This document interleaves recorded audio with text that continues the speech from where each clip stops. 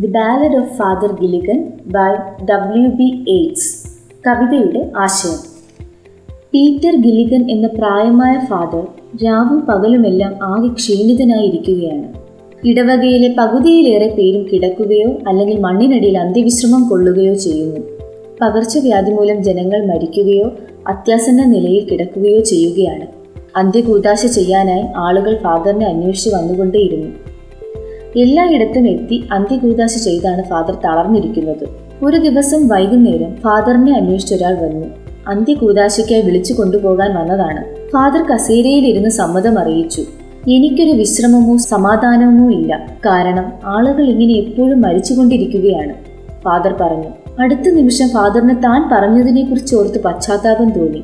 ദൈവത്തോട് ക്ഷമാപണം നടത്തി. ഇപ്പോൾ പറഞ്ഞത് എന്റെ ശരീരം മാത്രമാണ്, പറഞ്ഞത് ഞാനല്ല. അതായത് ക്ഷീണിച്ചത് കൊണ്ട് പറഞ്ഞു പോയതാണ്, അറിഞ്ഞുകൊണ്ട് പറഞ്ഞതല്ല. ഫാദർ മുട്ടുകൂത്തി പ്രാർത്ഥനയിലാണ്ടു. പിന്നീട് കസേരയിൽ ചാഞ്ഞിരുന്ന് പ്രാർത്ഥിച്ചു. വൈകാതെ ഫാദർ ഉറങ്ങിപ്പോവുകയും ചെയ്തു. താമസിയാതെ കൃഷിയിടത്തിൽ നിന്ന് സന്ധ്യാസമയം മാഞ്ഞുപോയി. ആകാശത്ത് നക്ഷത്രങ്ങൾ തെളിയാൻ തുടങ്ങി. സാവധാനം അവ ലക്ഷക്കണക്കിന് എണ്ണമായി മാറി. ഇലകൾ കാറ്റിൽ ഇളകി. ദൈവം ലോകത്തെ മുഴുവൻ ഇരുട്ടിന്റെ മറവിലാക്കി. കുരുവികൾ ചിലയ്ക്കുന്ന സമയമായപ്പോൾ ഫാദർ എണീറ്റു. അതായത് അതിരാവിലെ. കഷ്ടം, ഞാൻ കസേരയിൽ കിടന്നുറങ്ങിയപ്പോൾ ആ മനുഷ്യൻ മരിച്ചു പോയി കാണും. ഇത് പറഞ്ഞ് ഫാദർ കുതിരയെ ഉറക്കത്തിൽ നിന്ന് എണീപ്പിച്ചു. അശ്രദ്ധമായി കുതിരപ്പുറത്ത് കയറി ഓടിച്ചുപോയി.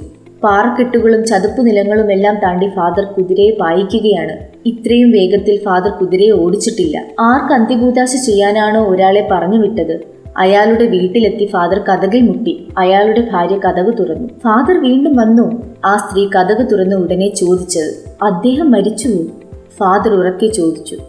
അതെ, 1 മണിക്കൂർ മുമ്പ് അദ്ദേഹം മരിച്ചു, ഭാര്യ മറുപടി പറഞ്ഞു. പ്രായമായ ഫാദർ ഗില്ലിഗൻ ദുഃഖം താങ്ങാനാകാതെ അങ്ങോട്ടും ഇങ്ങോട്ടും നടക്കാൻ തുടങ്ങി. ഫാദർ ഇവിടെ വന്നുപോയ ഉടനെ അദ്ദേഹം ഒരു വശത്തേക്ക് ചെരിഞ്ഞു സമാധാനത്തോടെ മരിച്ചു എന്ന് അയാളുടെ ഭാര്യ പറഞ്ഞു. ഇത് കേട്ട ഫാദർ മുട്ടുകുത്തിപ്പോയി. ആരാണോ ജോലി ചെയ്ത് ക്ഷീണിച്ചവർക്ക് വേണ്ടി രാത്രിയും നക്ഷത്രങ്ങളും സൃഷ്ടിച്ചത്, അയാൾ മാലാഖമാരിൽ ഒരാളെ താഴേക്ക് വിട്ട് എന്നെ സഹായിക്കുകയായിരുന്നു, ഫാദർ ചിന്തിച്ചു. മാലാഖമാരിൽ ഒരാൾ ഫാദർ ഗില്ലിഗന്റെ രൂപത്തിൽ വന്ന് ആ രോഗിക്ക് അന്ത്യകൂദാശ നൽകുകയായിരുന്നു. ചുവന്ന കുപ്പായമിട്ട ഗ്രഹങ്ങളെ പോലും നിയന്ത്രിക്കുന്ന അദ്ദേഹം കസേരയിൽ ഉറങ്ങിപ്പോയ നിസാരനായ എന്നോട് പോലും കരുണ കാണിക്കുകയായിരുന്നു. അതായത് ദൈവം ഫാദർ ഗില്ലിഗനോട് കരുണ കാണിച്ചിരിക്കുന്നു എന്നാണ് ഉദ്ദേശിച്ചിരിക്കുന്നത്.